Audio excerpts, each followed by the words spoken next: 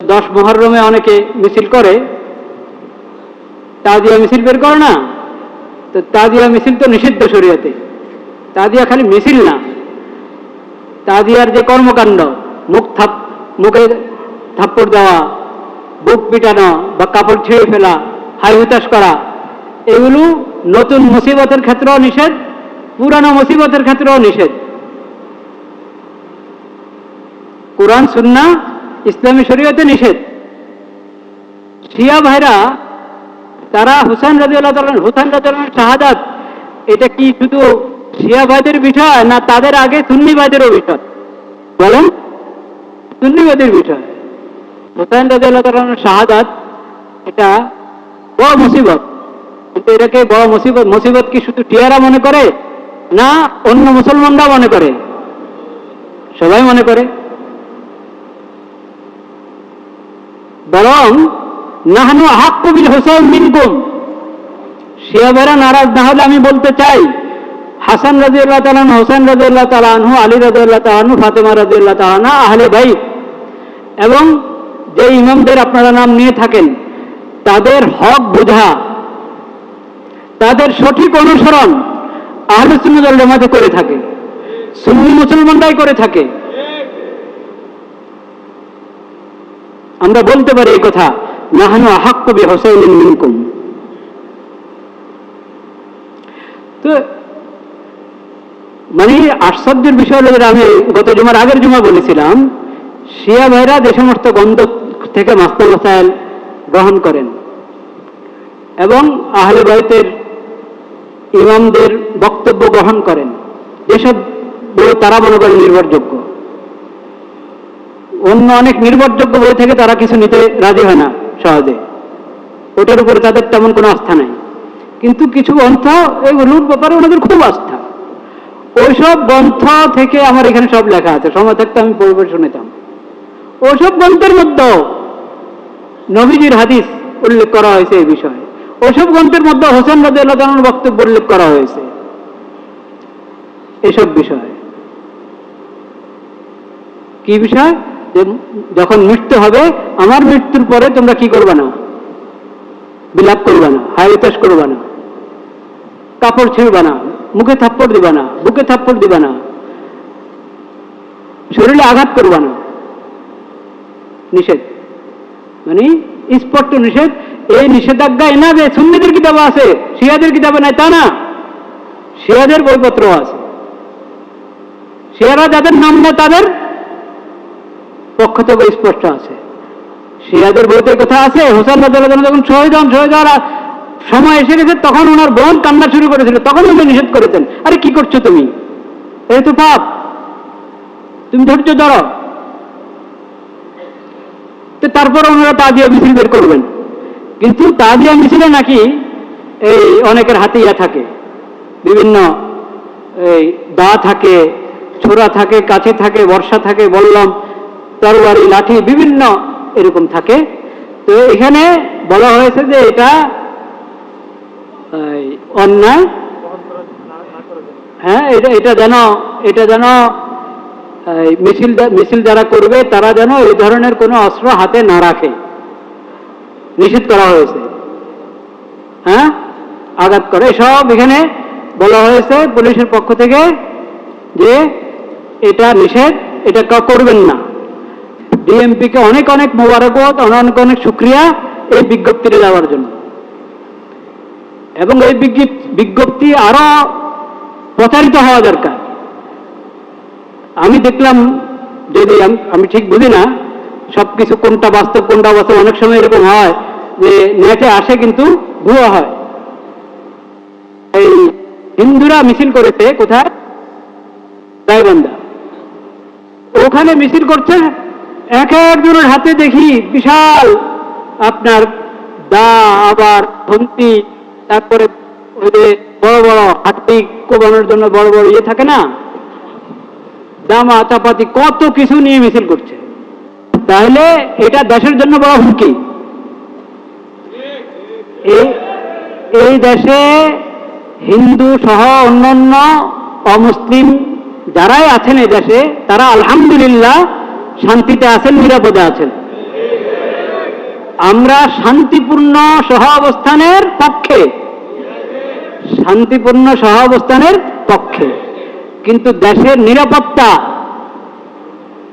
বিঘ্ন হবে, দেশের এবং দেশবাসীর নিরাপত্তা নষ্ট হবে এমন যে কোনো কাজ যারাই করবে সেটা অন্যায়, ওটার প্রতিবাদ হতে হবে, ওটার প্রতিরোধ হতে হবে সরকারের পক্ষ থেকে। তবে সকল মুসলিম ভাইদের প্রতি আমরা দরখাস্ত করছি, অনুরোধ করছি, আমরা সবর ধরব। আমরা এটা ষড়যন্ত্র, এটা ষড়যন্ত্র, মুসলমানরা ক্ষেপলে একটা দাঙ্গা বাজবে, তাহলে এটাকে ইস্যু করে দেশের 12টা বাজাতে পারবে, মুসলমানদের ক্ষতি করতে পারবে। এগুলো ষড়যন্ত্র। কাজে আমরা বোঝার চেষ্টা করি, আমরা সবর ধরব। বাকি আমরা সরকারের দৃষ্টি আকর্ষণ করব। যেখানে শিয়াদেরকে নিষেধ করা হচ্ছে যে এরকম মিছিলের মধ্যে আপনারা এই সমস্ত অস্ত্র হাতে রাখবেন না, তো সেখানে হিন্দুদের জন্য নিষেধ হবে না? অবশ্যই নিষেধ হবে। আল্লাহ রাব্বুল আলামিন আমাদেরকে তৌফিক দান করেন এই মাসের এবং পুরো জিন্দেগীর এই সময়, এই হায়াত আল্লাহর দান, এটার হক আদায় করার তৌফিক নসিব। এই ঘরের হেদায়েতের সাথে যুক্ত থাকতে হবে। এই ঘরের হেদায়েত হলো তাওহীদ, তাওহীদ, লা ইলাহা ইল্লাল্লাহ। এই ঘরের হেদায়েত হলো ইসলাম, মানে আল্লাহ রাব্বুল আলামিনের সামনে, আল্লাহর বিধানের সামনে নত হয়ে যাওয়া, আল্লাহর শরীয়ত মেনে চলা। বায়তুল্লাহর হেদায়েত কিন্তু এটাই, যে বায়তুল্লাহকে যে হেদায়েতের মার্কাজ বানিয়েছেন আল্লাহ তাআলা, সেই হেদায়েত হলো ঈমান এবং ইসলাম। সেই হেদায়েত হলো ইসলামী শরীয়ত। এই হেদায়েতের বাণী উচ্চারিত হয়েছে সর্বপ্রথম বায়তুল্লাহ থেকে, তাওহীদের বাণী উচ্চারিত হয়েছে। আসলামতু লিরাব্বিল আলামিন, এই বাণী উচ্চারিত হয়েছে।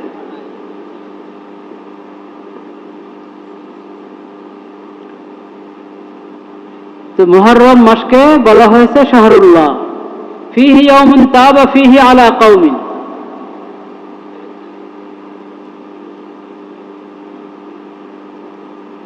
এই মাসে এমন একটি দিন আসে যে দিন আল্লাহ রাব্বুল আলামিন অনেকের তওবা কবুল করেছেন। অনেক ব্যক্তি, অনেক গোষ্ঠী, অনেক জাতি ওই দিনটিতে তওবা করেছে, আল্লাহ তাদের তওবা কবুল করেছেন। ওয়া ইয়াতুবু ফীহি আলা কওমিন আখারিন, এবং এই ধারা চলতে থাকবে সামনেও। ওই দিনটাতে যদি কেউ তওবা করে আল্লাহ তার তওবা কবুল করবে। ব্যক্তি হোক আর কোন জাতি হোক, কোন সম্প্রদায় হোক, কওম, পুরো দেশবাসী তওবা করবে আল্লাহর কাছে, আল্লাহ তওবা কবুল করবে। এক প্রতিষ্ঠানের সবাই আল্লাহর কাছে তওবা করলো, আল্লাহ তওবা কবুল করবে। তওবা সবসময় আল্লাহ কবুল করেন, কিন্তু কিছু বিশেষ মুহূর্ত আছে ওখানে তওবা কবুল হওয়া নিশ্চিত, এবং তওবাটা দ্রুত কবুল হয়। সেই তওবা ধরে রাখা, তওবার উপরে মজবুত থাকা সহজ হয় বিশেষ বিশেষ সময়ের তওবাগুলো। তো মুহররম মাসে এরকম, মুহররমের মধ্যে একটি দিন আছে। সেই দিন কোনটি? হতে পারে আজকের দিনটা, হতে পারে আশুরার দিন, কারণ মুহররমের দিনগুলোর মধ্যে এটি বেশি বরকতের দিন। হতে পারে এই দিন, হতে পারে অন্য কোনো দিন। এখানে নির্ধারিত করা হয় নাই, নির্ধারণ করে বলা হয়নি কোন দিন। এই বর্ণনা যেটা আমার সামনে আছে তিরমিজি শরীফ, এই সমস্ত জায়গায় নিয়ম হলো পুরো মুহররম মাসে আমি তওবা ইস্তিগফার বেশি বেশি করি। কোনো দিন, কোনো রাত যাতে তওবা ইস্তিগফার থেকে শূন্য না থাকে, খালি না থাকে। তওবা করবো, ইস্তিগফার করবো, তো ওই দিনটা আমি পেয়ে যাব, তওবা কবুল হবে। তাহলে এই মাসে বেশি বেশি নফল রোজা রাখা, এটা শুধু 10 তারিখ তা না, যত পারি, যে পরিমাণ যার যতটুকু সম্ভব হয় এই মাসে নফল রাখা, রোজা রাখা, বেশি রাখা ভালো। আর তওবা ইস্তিগফার, আস্তাগফিরুল্লাহাল্লাযী লা ইলাহা ইল্লা হুয়াল হাইয়ুল কাইয়্যুম ওয়া আতুবু ইলাইহি রব্বিগফিরলি ওয়া তুব আলাইয়া ইন্নাকা আনতাত তাওয়াবুল গফুর। কোরআন কারীমে ইস্তিগফারের তওবার বিভিন্ন দোয়া রয়েছে, সেগুলো পড়ি। রব্বানা যালামনা আনফুসানা ওয়া ইল্লাম তাগফির লানা ওয়া তারহামনা লানাকুনান্না মিনাল খাসিরিন। এরকম ভাবে পুরো কোরআনে দেখবেন, তেলাওয়াত করার সময় খেয়াল করলে ইস্তিগফারের বিভিন্ন দোয়া পাবেন। রব্বিগফিরলি ওয়া লিওয়ালিদাইয়া ওয়া লিমান দাখালা বাইতিয়া মুমিনান ওয়া লিল মুমিনিনা ইয়াওমা ইয়াকুমুল হিসাব। রব্বিগফিরলি ওয়া তুব আলাইয়া, রব্বিগফিরলি ওয়া তুব আলাইয়া, হে আমার রব আমাকে ক্ষমা করে দেন। ওয়া তুব আলাইয়া, আমার তওবা কবুল করেন, আমার দিকে রহমতের দৃষ্টি দান করেন।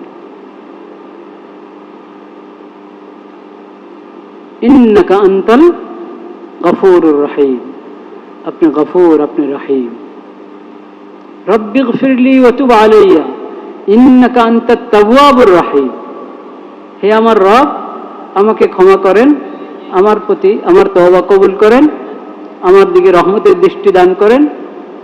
নিশ্চয় আপনি তাওয়াব, বেশি বেশি তওবা কবুলকারী, এবং আপনি রহিম। এইভাবে কোরআনের মধ্যে এবং হাদিসের মধ্যে। প্রথম যেটা পড়লাম সূরা নূহ, রব্বিগফিরলি ওয়া লিওয়ালিদাইয়া, হে আমার রব আমাকে ক্ষমা করেন, আমার মা বাবাকে ক্ষমা করেন। ওয়া লিওয়ালিদাইয়া, মা বাবার জন্য দোয়া করতে হয়। রব্বির হামহুমা কামা রাব্বায়ানি সগীরা, এই দোয়া তো প্রতি মুনাজাতে করবেন, মুনাজাত ছাড়াও এমনও করতে থাকবেন।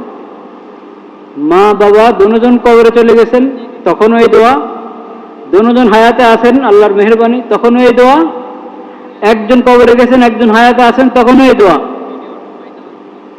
এই দোয়া এমন না যে ইন্তেকালের পরে, তা না, সবসময় দুজনের উপস্থিতিতে, দুজনের অবর্তমানে, একজনের উপস্থিতিতে একজনের অবর্তমানে, সর্বাবস্থায় দোয়া প্রযোজ্য।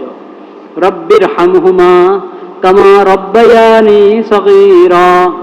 মুনাজাতে যখন যৌথ মুনাজাত হয়, একসাথে সবাই মুনাজাত করে, তখন যিনি প্রথমে হাত উঠান, ইমাম শব্দ বলিনি আমি, কারণ দোয়ার মধ্যে কোনো ইমামতি নাই, দোয়াতে কোনো কি নাই, ইমামতি নাই। যৌথ দোয়ার মধ্যে এমন জরুরি না যে যিনি জোরে বলছেন দোয়ার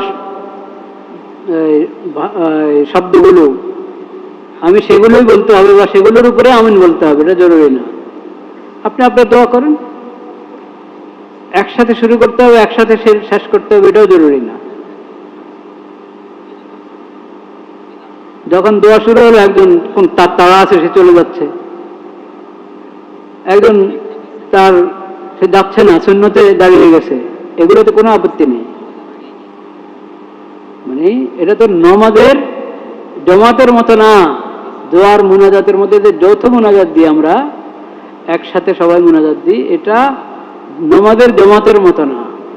ভালো, শুরু শেষ একসাথে করতে আপত্তি নাই, কিন্তু যিনি জোরে দোয়া করছিলেন, আমরা আমিন আমিন বলছিলাম, উনি হাত মুছে ফেললেন, দোয়া শেষ করলেন। তখন আমি দেখলাম যে আমার মনটা দোয়ার মধ্যে লেগে আছে, আমার আরো কিছু বলার আছে আল্লাহর কাছে, বলতে থাকি, আমি বলতে থাকি, আমার দোয়া করতে থাকি, কোনো আপত্তি নেই।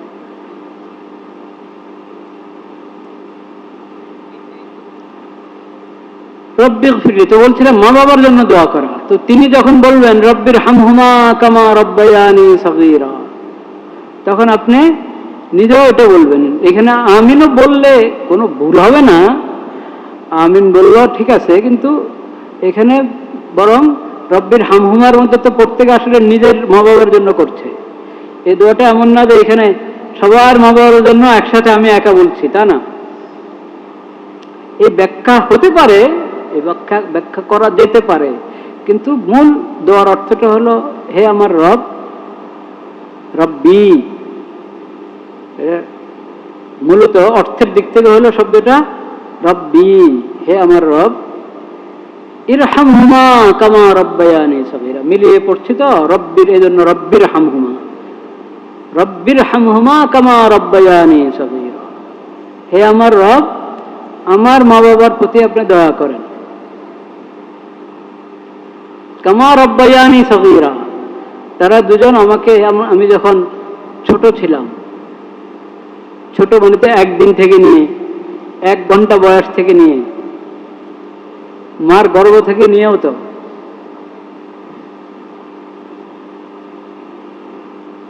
আমাকে, আমি যখন ছোট ছিলাম তারা যেমন আমাকে লালন পালন করেছেন, তো কত কষ্ট করে লালন পালন করেছেন, কিচ্ছু যে বলতে পারে না তার সমস্যাটা কি, কেন কাঁদছে, কেন কষ্ট, কিচ্ছু তার বলার উপায় নাই, বলতে পারছে না, সব মা বুঝে নিতে হচ্ছে।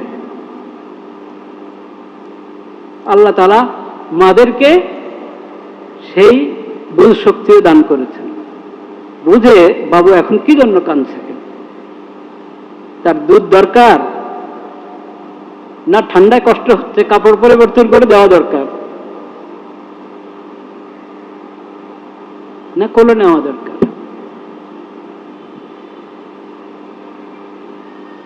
তো আমার মা বাবা আমাকে যেমন লালন পালন করেছেন, তো কত দয়ার সাথে, কত মায়ার সাথে তারা আমাকে লালন পালন করেছেন। হে আল্লাহ, আমার মা বাবা এখন কবরে, আমার মা এখন বৃদ্ধ বয়সে, আমার বাবা দুর্বল হয়ে গেছেন, তারা তো আমারটা বুঝতেন, আমি তো তাদেরটা বুঝি না, কিভাবে এখন খেদমতটা করা দরকার, কিভাবে ওনাদের সঙ্গ গ্রহণ করা দরকার। আমরা তো বলি সঙ্গ দেওয়া, মাকে সঙ্গ দেওয়া, যেটাকে মাকে সঙ্গ দেওয়া বলেন ওটা আসলে মার সঙ্গ নেওয়া।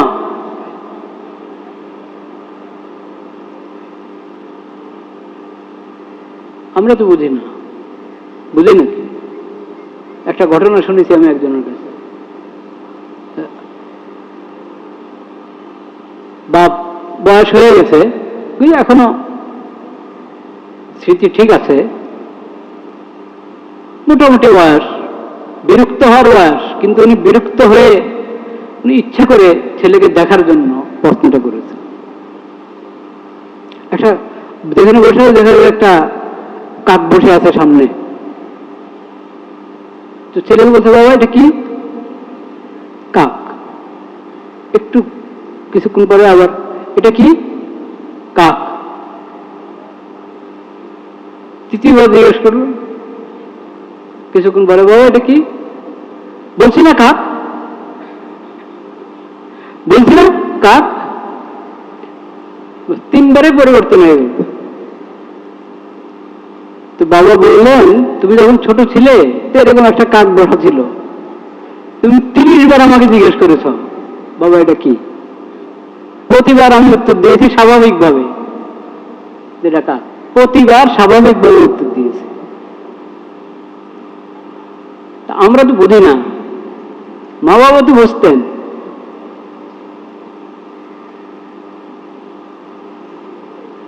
তো ওই আবেদনটা আল্লাহ রাব্বুল আলামিন দোয়ার মধ্যে ওই কথাটা দিয়েছেন। দোয়া তো আল্লাহ শিখিয়ে দিচ্ছেন কিভাবে মা বাবার জন্য দোয়া করবে। রব্বির হামহুমা কামা রব্বায়ানি সগীরা,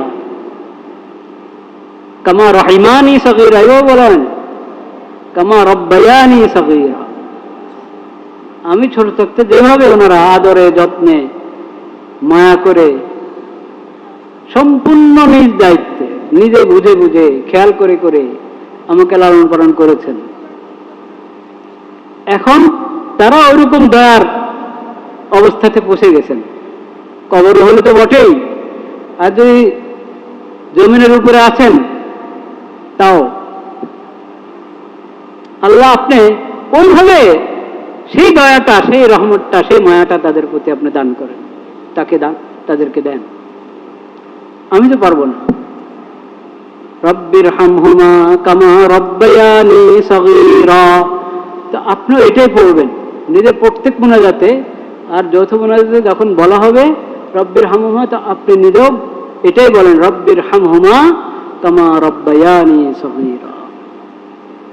যখনই দোয়া কবুলের সময়, সব সময় দোয়া কবুলের সাধারণ সময় তো সব সময়, আর বিশেষ সময় আছে পুরো বছরে একবার পাবেন, যেমন এই যে মুহররমের একটি দিন, পুরো সপ্তাহে একদিন পেয়ে থাকেন জুমা। আজকে তো জুমা এবং মুহররম, পুরো সপ্তাহে একদিন পেয়ে থাকবেন জুমা।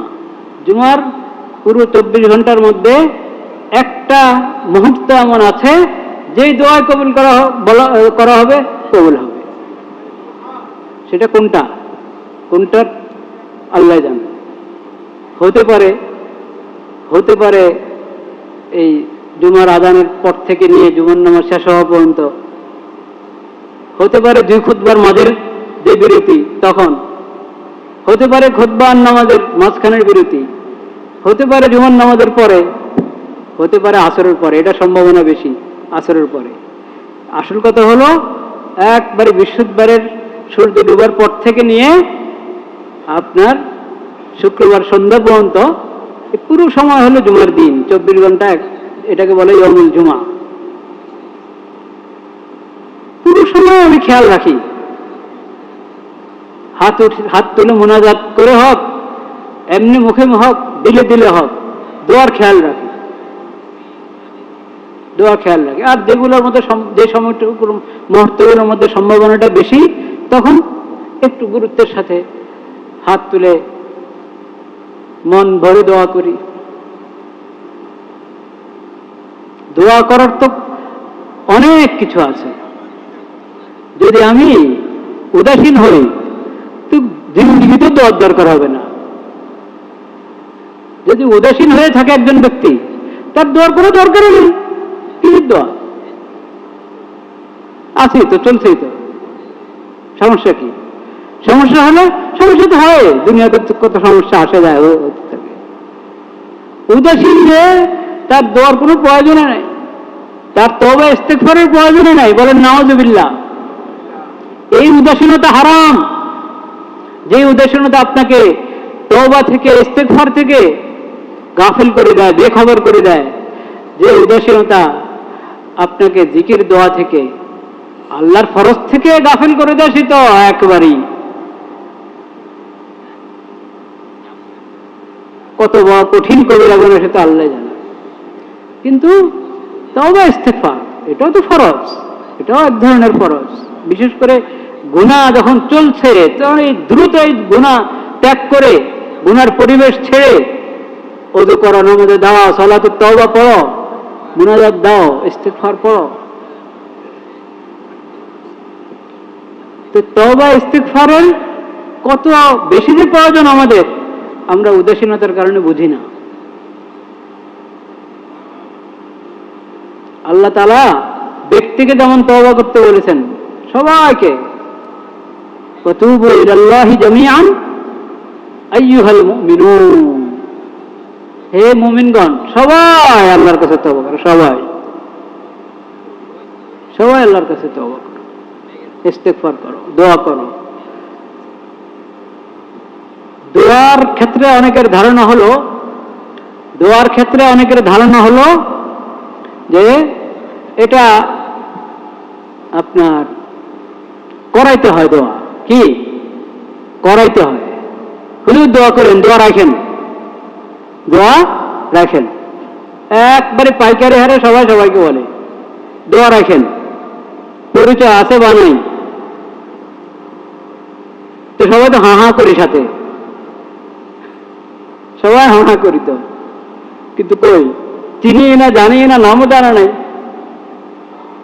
কখন দোয়া করি তার জন্য? এই জন্য মুরব্বীরা 2টা কথা শিখিয়েছেন। একটা হলো নগদ কিছু দোয়া করে দাও, নগদ। যখনই বলছে যে হুজুর দোয়া করেন, দোয়া চাই, ভাই দোয়া করেন, চাচা দোয়া করেন, নগদ। আল্লাহ আপনাকে সুস্থ রাখেন, নিরাপদে রাখেন, ঈমান আমাদের তৌফিক দান করেন, যা পারেন আল্লাহ সব কল্যাণ দান করেন, সব অকল্যাণ থেকে হেফাজত করেন, নগদ কিছু দোয়া করে দেন। এরপরে আবার মনে হলে, নাম জানা নাই কিন্তু মনে হলে আচ্ছা উনি দোয়া চেয়েছিলেন, আল্লাহ তার সমস্ত নেক মকসদ পুরা করেন। পরে মনে হলো আলহামদুলিল্লাহ করে দিলেন দোয়া, মনে হলো ওনার তো নগদ দোয়া করে দিয়েছেন, তত রক্ষা হলো।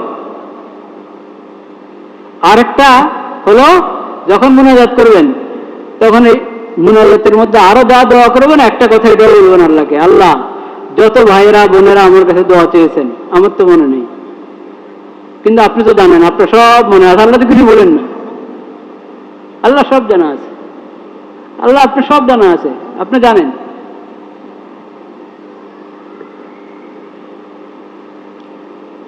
তাদের সমস্ত নেক মকসদ আল্লাহ আপনি পুরো করেন, সমস্ত অকল্যাণ থেকে তাদেরকে হেফাজত করেন। কে কি উদ্দেশ্য দেওয়া চেয়েছে আপনি ভালো জানেন, আপনি সব উদ্দেশ্য সফল করেন। এইভাবে মুনাজাতের মধ্যে বলে দিলে তাও একটা রক্ষা। আর না হয়তো এটা একটা তামাশার মতো হয়ে যায়, আমিও দোয়া চাইলাম কিন্তু আন্তরিকতার সাথে হয়তো আমিও চাইনি, কথার কথা সবাই বলে, আমি বললাম দোয়া রাখেন, দোয়া করেন। আন্তরিকতার সাথে বলবো, যদি এই কথা বলি আন্তরিকতার সাথে বলবো। আর আমি যদি গ্রহণ করলাম এটা, জি ইনশাআল্লাহ,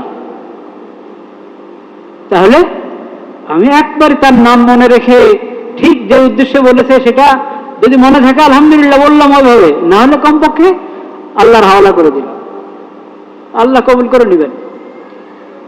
কিন্তু এই বিষয়টাকে একটা রেওয়াজ বানিয়ে নেওয়া, শুধু তামাশা বলা, মানে কি বলে কথার কথা বললাম, আমিও কথার কথা গ্রহণ করলাম, এটা ঠিক না, অন্যায় এটা। তো দোয়া শুধু অন্যের কাছে দোয়া চাওয়া যায় যে আমার জন্য দোয়া করবেন, এটাতে আপত্তি নাই, কিন্তু প্রথম হলো নিজে। আমি দোয়া অন্যের হাওলা করে নিজে ফারেক হয়ে গেলে হবে না, আমার দোয়া তো আমাকে করতে হবে এক নম্বরে। অন্যের কাছে দোয়া চাইলাম এটা ভালো, কিন্তু নিজে উদাসীন হলে অন্যের দোয়া আমাকে কাজে দিবে না, এটার সম্ভাবনা বেশি। দিতেও পারে, কিন্তু উদাসীন হলে, উদাসীনতা একটা বড় খারাপ ব্যাধি। এটা আমার নিজের গরজ নাই, তা আরেকজনের দোয়া আল্লাহ আমার জন্য কবুল করবে, এটা কি দাবি করব, কিভাবে দাবি করতে পারি আমি? আল্লাহ করলে আল্লাহর মেহেরবানি।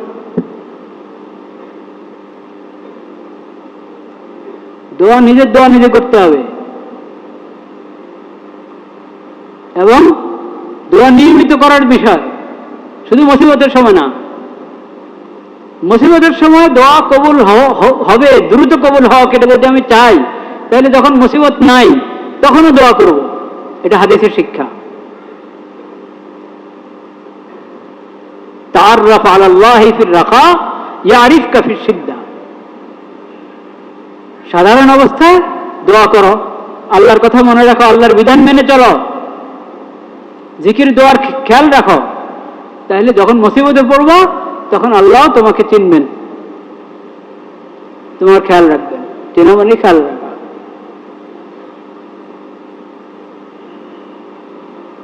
ভাইরা আমার, আজকে অনেক কথা বলার ছিল, কিন্তু এক কথার মধ্যেই সময় পড়া শেষ। সমস্যা নাই, দুনিয়ার সব কথা তো আর একদিনে বলা যায় না। কথা হলো এমন কোনো কথা যদি আসে যে কথা আমাদের সবার কোনো ফায়দা হলো, সেটা হলো আসল কথা। তওবার কথা আমি বলছিলাম, তওবার জরুরত মনে হয় না আমাদের। আচ্ছা, দেশের জন্য দোয়া করার জরুরত মনে করেন কিনা আপনারা? দেশের জন্য, পুরো মুসলিম বিশ্বের জন্য দোয়া করার একটা কাজ কিনা? নিজের দেশের জন্য দোয়া করার একটা কাজ কিনা? কাজ। ওটা রাষ্ট্রপতি প্রধানমন্ত্রী দোয়া করবেন না, সবাইকে করতে হবে? সবাইকে করতে হবে, তাদেরকেও করতে হবে। রাষ্ট্র পরিচালনা শুধু বুদ্ধি দিয়ে হয় না, শুধু বুদ্ধি দিয়ে রাষ্ট্র পরিচালনা করা যায় না, বুদ্ধিরও দরকার আছে, হিম্মতেরও দরকার আছে, দোয়া মুনাজাতেরও দরকার আছে। এবং সেই দোয়া মুনাজাত হুজুরদেরকে বললে হবে না, মুসল্লিদেরকে বললে হবে না, নিজেও করতে হবে। এই সময়গুলোকে কাজে লাগাই, সবাই দোয়া মুনাজাতের, দেশের জন্য দোয়া। কোন সময় আছে, কোন সময় এরকম হয় দেশের জন্য দোয়া করা যায় না। কোন ইমাম সাহেব দেশের জন্য দোয়া করেছে, আল্লাহ আমাদের দেশকে নিরাপদ রাখেন, পিছনে এসে ধরেছে মুসল্লি, যে দলের সরকার সেই দলের মুসল্লি এসে ধরেছে যে কি জন্য আপনি কথা বললেন, দেশ কি নিরাপদ না? দেশ কি নিরাপদ না, কেন এই দোয়া করলেন? এরকমও দেখা যায়।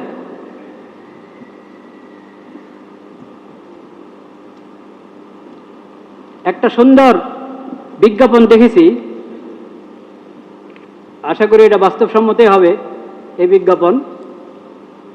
এটা কার পক্ষ থেকে এসেছে? বিজ্ঞপ্তি, হ্যাঁ বিজ্ঞাপন, বিজ্ঞপ্তি, গণবিজ্ঞপ্তি। ঢাকা মেট্রোপলিটন পুলিশ, ওখান তাদের কি ফেসবুকে এটা পাওয়া গেছে নাকি? এখানে বলা হয়েছে 10 মুহররমে অনেকে মিছিল করে, তাজিয়া মিছিল বের করে না, তো তাজিয়া মিছিল তো নিষিদ্ধ শরীয়তে। তাজিয়া খালি মিছিল না, তাজিয়ার যে কর্মকাণ্ড, মুখে থাপ্পড় দেওয়া, বুক পিটানো বা কাপড় ছিঁড়ে ফেলা, হাই হুতাশ করা, এগুলো নতুন মুসিবতের ক্ষেত্রেও নিষেধ, পুরানো মুসিবতের ক্ষেত্রেও নিষেধ। কোরআন সুন্নাহ ইসলামী শরীয়তে নিষেধ। শিয়া ভাইরা তারা হুসাইন রাদিয়াল্লাহু তাআলা, হুসাইন রাদিয়াল্লাহু শাহাদাত, এটা কি শুধু শিয়া ভাইদের বিষয় না তাদের আগে সুন্নি ভাইদেরও বিষয়? বলেন, সুন্নিবাদের বিষয়। হুসাইন রাদিয়াল্লাহু তাআলা শাহাদাত এটা বড় মুসিবত, কিন্তু এটাকে বড় মুসিবত, মুসিবত কি শুধু শিয়ারা মনে করে না অন্য মুসলমানরাও মনে করে? সবাই মনে করে।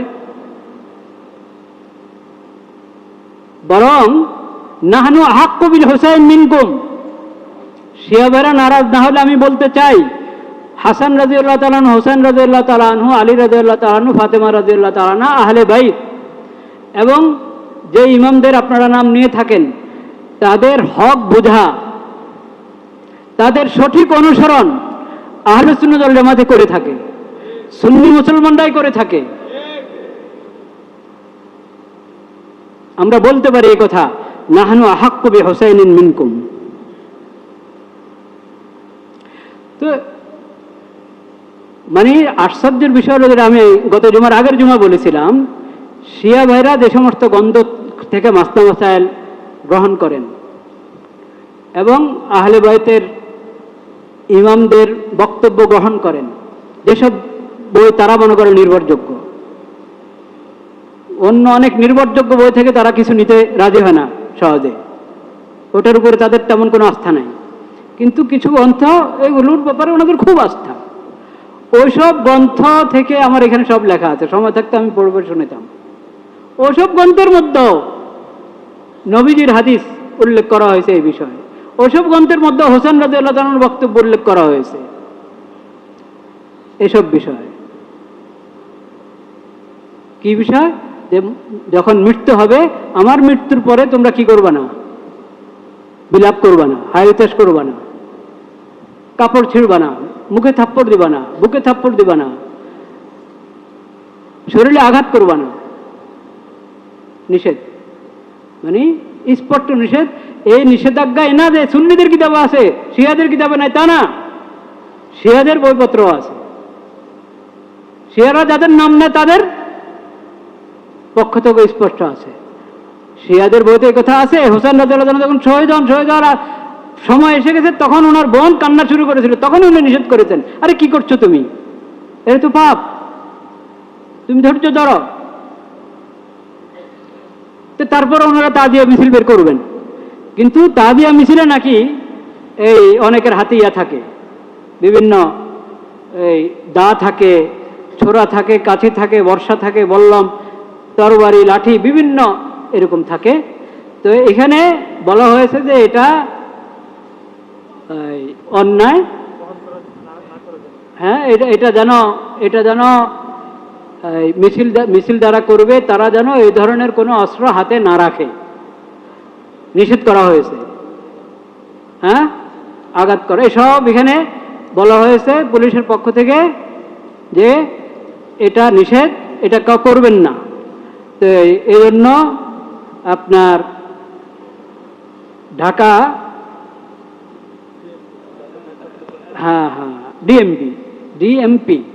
ডিএমপিকে অনেক অনেক মোবারকবাদ, অনেক অনেক শুকরিয়া এই বিজ্ঞপ্তিটা দেওয়ার জন্য।